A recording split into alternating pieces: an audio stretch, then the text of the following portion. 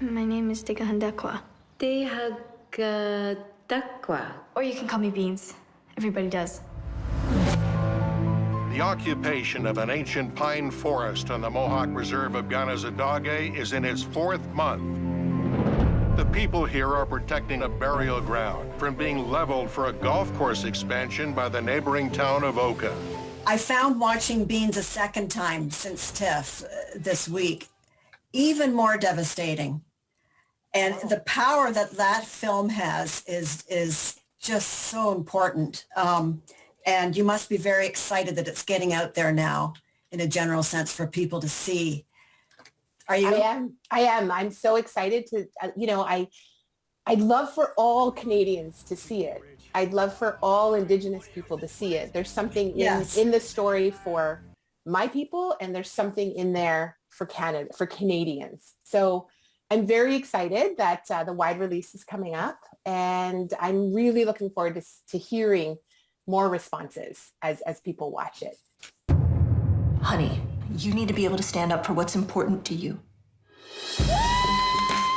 This is our road! Call up, policeman. I want to be tough like you.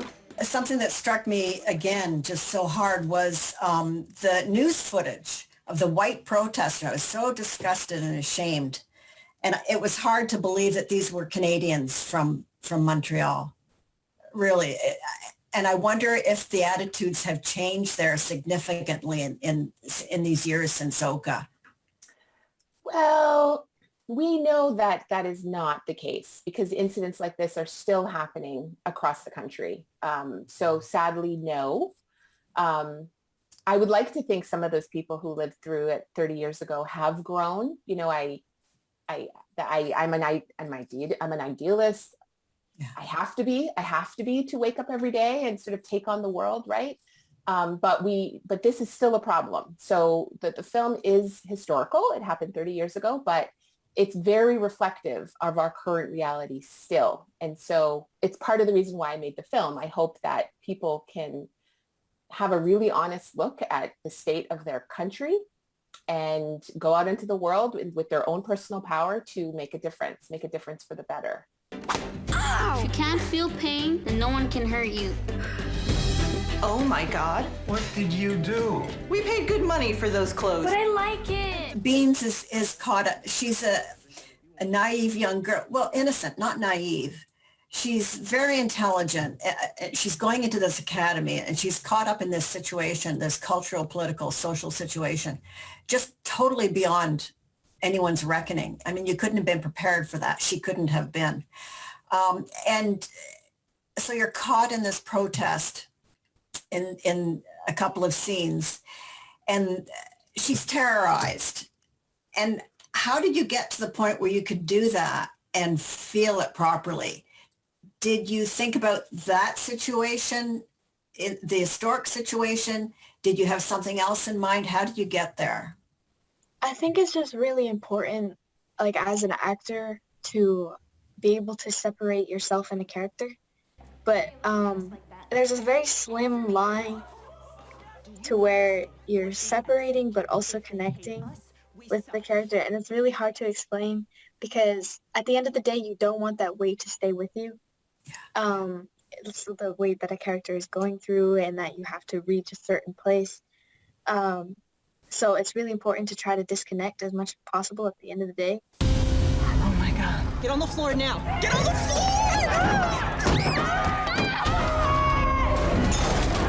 Tracey, how did you protect the girls in the shoot?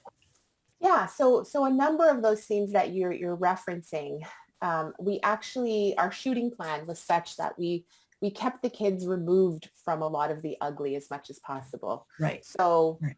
Kiawentiio, I think, is being very modest. I mean, she's just an incredible talent. And some of those scenes that you see her in, what we see in the film, she's actually not seeing.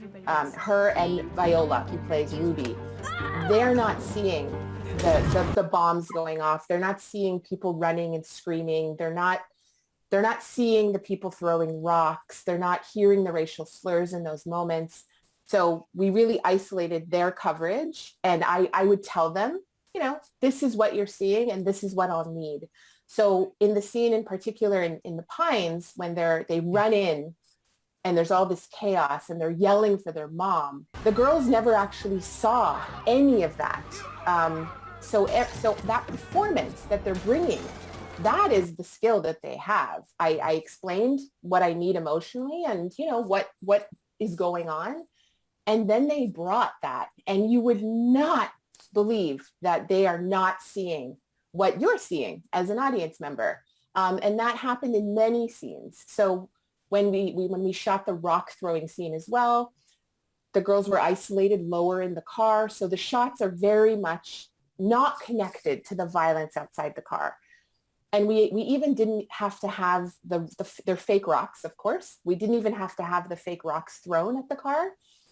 But it was both girls who actually requested and said, could they throw it anyway so that they had something, to react Oh, to. right. Yeah. So I said, Wow. sure. If you want them to throw it, they can throw it. But the people weren't screaming. They weren't yelling. They weren't, that violence wasn't coming at them. And so again, the girls had to imagine what was going on and then go to that fearful place and deliver. So that's Just amazing. It is amazing. It's incredible. You're not like other girls. Something special about you.